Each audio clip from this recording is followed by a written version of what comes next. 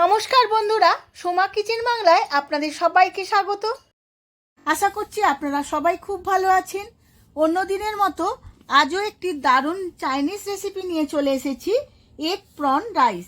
খুবই সাধারণ পদ্ধতিতে একদম রেস্টুরেন্টের স্বাদে বানিয়ে শেয়ার করব। সম্পূর্ণ ভিডিওটি দেখার জন্য অনুরোধ রইল। আমার চ্যানেলে নতুন বন্ধু হলে চ্যানেলটিকে সাবস্ক্রাইব করবেন আর পাশে থাকা বেল আইকনটি প্রেস করে রাখবেন, যাতে আমার সমস্ত রান্নার নোটিফিকেশান সবার আগে আপনাদের কাছে পৌঁছে যায়।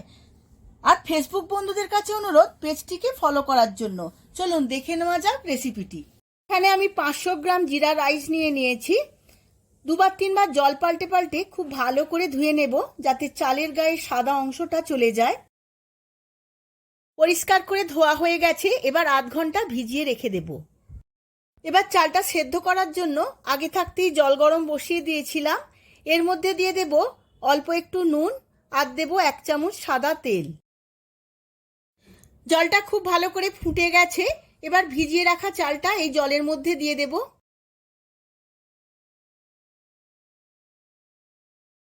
আধ ঘন্টা চালটা সেদ্ধ করে নিয়েছি, এবার দেখে নেব।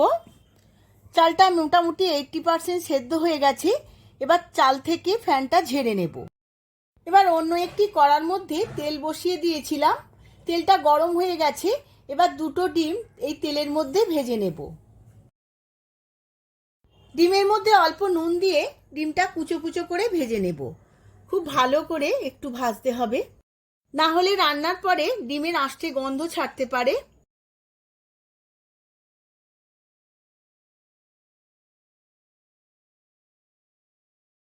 ডিমগুলো ভাজা হয়ে গেছে, এবার তেল ঝেড়ে তুলে নেব।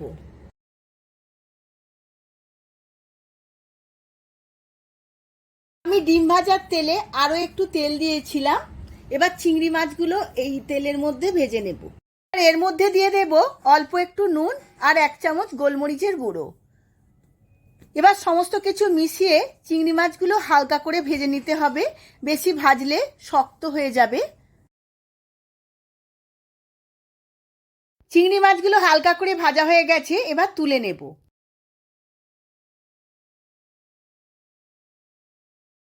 আবারও তেল দিয়ে দিয়েছি, তেলটা গরম হয়ে গেছে। এবার এর মধ্যে দিয়ে দেব আদা রসুনের কিমা।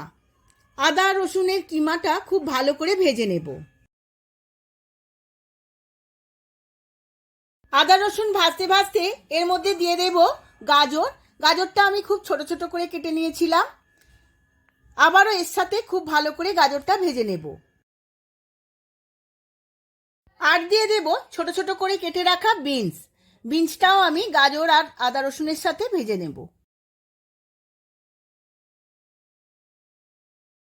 গাজর আর বিনস হালকা করে ভেজে নিয়েছি।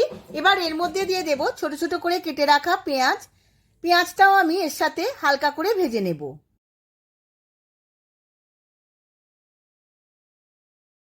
সমস্ত সবজিগুলো হালকা করে ভাজা হয়ে গেছে। এবার এর মধ্যে দিয়ে দেব সেদ্ধ করে রাখা রাইসটা।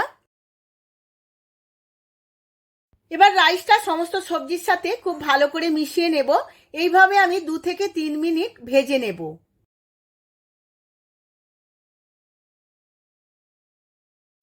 এইভাবে ভাজতে ভাজতে দিয়ে দেব ছোট চামচের 2 চামচ ভিনিগার আর ডার্ক সয়া সস দিয়ে দেব 2 চামচ। এবার সমস্ত কিছু খুব ভালোভাবে আবারও মিশিয়ে নেব। এইভাবেই আমি ভাজতে থাকবো আরো 2 মিনিট। এই সময় গ্যাসের ফ্লেমটা আমার মিডিয়াম থাকবে।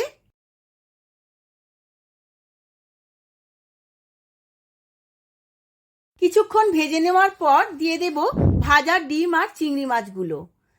ডিম আর চিংড়ি মাছগুলো খুব ভালো করে মিশিয়ে নেব। আর দেব স্বাদ মতো নুন আর 1 চামচ গোলমরিচের গুঁড়ো। এবার ভালো করে মিশিয়ে নেব।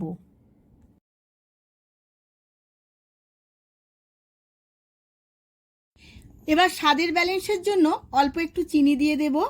আপনারা চাইলে চিনিটা স্কিপ করতে পারেন।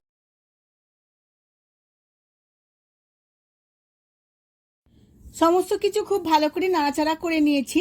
এবার দিয়ে দেব ছোট ছোট করে কেটে রাখা স্প্রিং অনিয়ন। স্প্রিং অনিয়নটা দিয়েও আমি ভালোভাবে নাড়াচাড়া করে নেব। রেসিপিটা আমার একদম রেডি হয়ে গেছে। এবার আমি সার্ভ করে নেব। আমি সার্ভ করে নিয়েছি এগ প্রন রাইস। দারুণ দেখতে লাগছে। এই রকম অথেন্টিক চাইনিজ আইটেম থাকলে ডিনার বা লাঞ্চ একদম জমে যাবে। আপনারাও বাড়িতে এই একইভাবে বানিয়ে ফেলুন আর যে কোনো চাইনিজ রেসিপির সাথে সার্ভ করুন, দেখবেন সবার খুবই ভালো লাগবে। ভিডিওটা যদি ভালো লেগে থাকে ভিডিওটিতে প্রচুর লাইক শেয়ার কমেন্ট করবেন। আজ তাহলে আসি, আবার দেখা হবে পরবর্তী ভিডিওতে।